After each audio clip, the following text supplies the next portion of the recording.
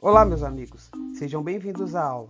Hoje nós vamos aprender um pouco mais sobre o reino Monera. Só para recapitular, nós vamos utilizar um dos sistemas de classificações mais conhecidos e mais utilizados. É aquele em que os seres vivos são agrupados em 5 reinos, sendo eles o reino Monera, o reino Protista, o reino Fungi, o reino Plant e o reino Animalia. Mas essa aula nós só vamos falar apenas do reino Monera, tá legal? No reino Monera estão inclusas as bactérias e as cianobactérias. E segundo essa classificação, organismos pertencentes ao reino Monera são os únicos que são procariontes. Isso mesmo, procariontes. Isso quer dizer que todos os representantes são formados por células que não possuem um núcleo definido e envolto por membrana, a carioteca, e são do material genético disperso no citoplasma. Para ficar mais fácil para você, imagine um ovo. Dentro do ovo existe uma separação da clara e a gema. Se o ovo fosse uma célula, ela não seria uma célula procarionte, porque existe essa divisão. As células nesses seres vivos também não apresentam organelas citoplasmáticas envolvidas por membranas, possuindo apenas ribossomos. A parede celular é um revestimento externo à membrana que aparece em vários representantes incluídos nesse reino. Os organismos pertencentes ao reino Monera são exclusivamente unicelulares, ou seja, possuem um corpo formado por uma única célula. A respeito da nutrição, esses organismos podem ser autotróficos ou heterotróficos, a depender da espécie a ser analisada. Denominamos de organismos autotróficos aqueles que são capazes de sintetizar seu próprio alimento, e heterotróficos aqueles que são incapazes de fabricar alimento, necessitando realizar a ingestão dos componentes necessários. Os organismos do reino Monera são bastante conhecidos por serem responsáveis por várias doenças, como a tuberculose e o tétano. No entanto, os organismos desses reinos também são responsáveis por importantes processos, como a decomposição e o ciclo de nitrogênio. A reprodução das bactérias é por reprodução binária.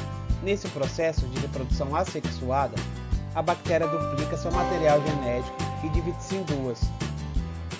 E assim sucessivamente.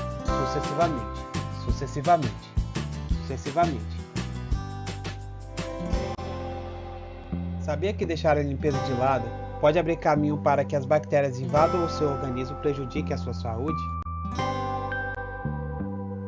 Mas você não precisa viver com medo por causa disso. Há bactérias que vivem em nosso organismo e não nos causam nenhum mal. É o caso das bactérias chamadas de lactobacilos, que vivem em diversas partes do nosso corpo, como o intestino, e impede o desenvolvimento de outras bactérias que causam doenças.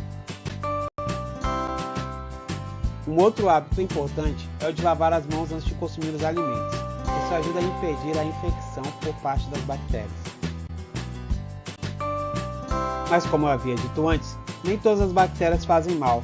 Algumas desempenham um papel importante no nosso organismo. No nosso intestino existem bactérias boas e bactérias ruins. As bactérias também possuem uma série de aplicações econômicas. Alguns lactobacilos, por exemplo, são utilizados na produção de iogurte.